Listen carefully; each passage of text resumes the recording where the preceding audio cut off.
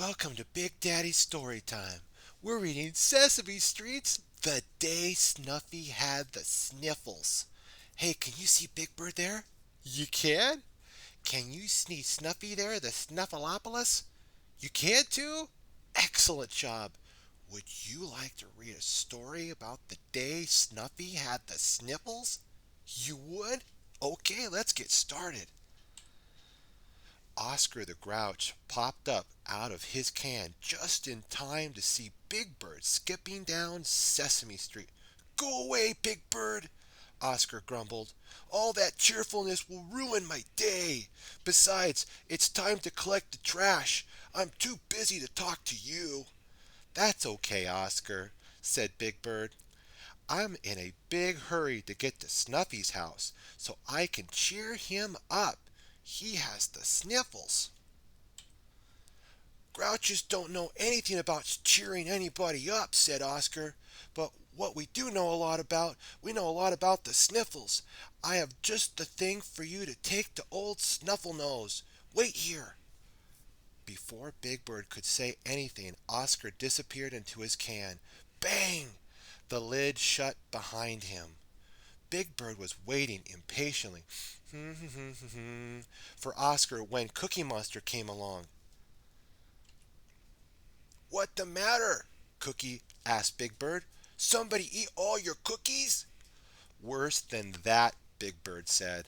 Snuffy's got the sniffles and can't come out to play.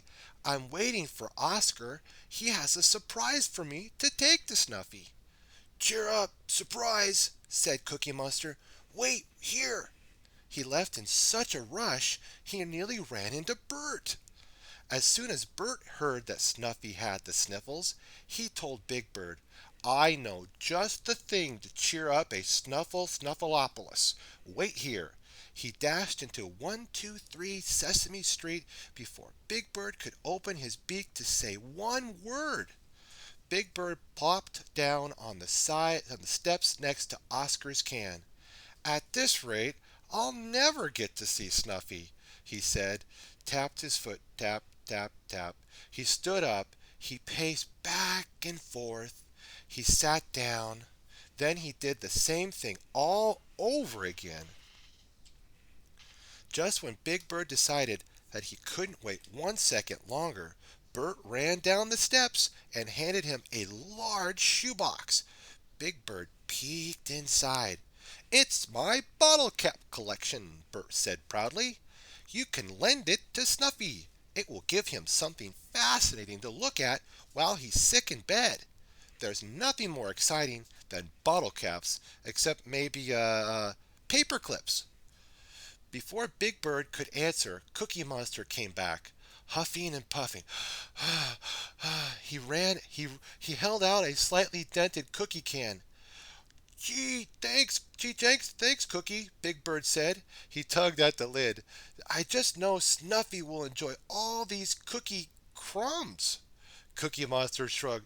Well, he said, it's the thought that counts. He brushed chocolate chips and cookie crumbs off his tummy. Sure cheered me up, he said. Oh, that's funny. Just then Oscar popped back up. Here, Bird, he said. The perfect thing for old Snuffy. He placed a jar of something lumpy and green on top of the shoebox and cookie tin. It's an old Grouch family recipe, handed down from Grand Grouch to Mom Grouch. It's sure to cure even Snuffleupagus' side sniffles. Sardine and sauerkraut soup, Oscar said. Bert and Cookie Monster held their nose. Please, he said. You'd better get a move on, Bert. On Bird, said Oscar. Can't let that soup get too warm. Sardine and sauerkraut soup only tastes worse when it's good and cold. Juggling the shoebox, the cookie tin, and the smelly grout soup, Big Bird started off again. He was glad to be on his way to Snuffy's at last. He got as far as the library when he met Betty Lou. As soon as she heard where Big Bird was going, Betty Lou said, I know just the thing to cheer up old Snuffy. Come on. Before Big Bird could make a peep, Betty Lou took him to the steps and into the library. "Everybody's sure in a hurry to make me wait," said Big Bird, looking around. Finally, Betty Lou came back. She bounced a thick book on top of Big Bird's bundles. "Here's an animal picture book for Snuffy to look at all by himself. And here's a monster storybook for his mother to read to him." She piled an even thicker book on top of the first one. "There's nothing like a good book to cheer you up," said Betty Lou. Big Bird's arms were so full he couldn't wave goodbye to Betty Lou. "It's a good thing Snuffy's cave isn't far," he said. "What do you have there, Big Bird?" the Count called from his castle window. "One shoebox, one tin, one jar, two books. Wonderful." Big Bird told the Count why he was in a hurry. "I have just the thing for your friend," the Count said. "Wait here." After what seemed like hours to Big Bird, the Count came out of his castle and handed him a box of tissues. "Snuffy can count them, and count them as much as he pleases, and they'll come in handy whenever he sneezes," the Count said. Crackled, winkled, tissues struck out of the box. "I counted them myself. There are 200 tissues," the Count said. Big Bird tiptoed quietly past Gladys's barn. My, do you have your hands full?" said Gladys. "The cow?" "These are surprises for Snuffy," Big Bird explained. "He has the sniffles.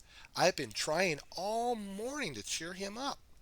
"Well, any cow knows there's only one way to do that," Gladys said. Wait here."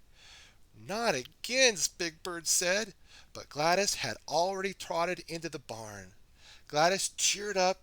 This cheer up present turned out to be a pint of ice cream. Wow! It was getting soft and soggy in the noontime sun. Nothing puts you in a good mood like ice cream, Gladys said. Her bell tinkled as she bounced the squishy ice cream carton on top of the wrinkled tissues and the books and the jar and the empty cookie tin and the shoebox. Big Bird watched the skinny pink drops fall onto his toes. "It's strawberry," Gladys explained. At last, Big Bird made it to Snuffy's cave without dropping a single present. He pushed open the front door with his foot. Then he had a terrible thought. "I brought all these presents for Snuffy, and not a single one of them is from me. I forgot to bring Snuffy a present." Big Bird sighed a deep sigh and sifted the slippery pile of presents. "I hope Snuffy won't be too disappointed," he said. And there was Snuffy, propped up on the stuffed pillows to his Snuffleupagus-sized bed. On a tray in front of him was a glass of orange juice, a box of cough drops, a coloring book, and a box of crayons. Snuffy had an ice pack on his head and a thermometer sticking out of his mouth. Mrs. Snuffleupagus took the thermometer out of Snuffy's mouth and studied it for a moment. "No more fever," she said. She took a bottle and measured the thick orange Snuffles medicine into a spoon. Snuffy swallowed it all. Mrs. Snuffleupagus gave him a big hug. "Cheer up, son," she told him. "You'll be out of that bed in no time." "Uh-oh," Big Bird said. The cheer-up surprises were slipping from his grasp. Chew! Snuffy sneezed a gigantic snuffle sneeze that rattled everything in the room. The presents crashed to the floor. "Oh, dear," said Mrs. Snuffleupagus. Big Bird stood in the doorway, feeling sadder than ever. How could the cheer up how could I cheer up Snuffy now? Snuffy blew his nose on a handkerchief the size of a tablecloth. Then he smiled at Big Bird. "Oh, Big Bird," he snuffled. "How do you get well, how did you guess what I wanted to cheer me up?" Big Bird stared at the mess on the floor. "What's that, Snuffy?" he asked. "The bottle caps? The cookie crumbs? The melted ice cream? Or the sardine and sauerkraut soup?" "No, Bird," said Snuffy. "A visit from you." That cheered up Big Bird, too. And what have we learned today, my friends? We learned from Big Bird and Snuffleupagus that we should care and help those we love, especially when they are sick. Have a special and great day, my friends. Be sure to like, favorite, and subscribe. Stay tuned for more Big Daddy Storytime. God bless.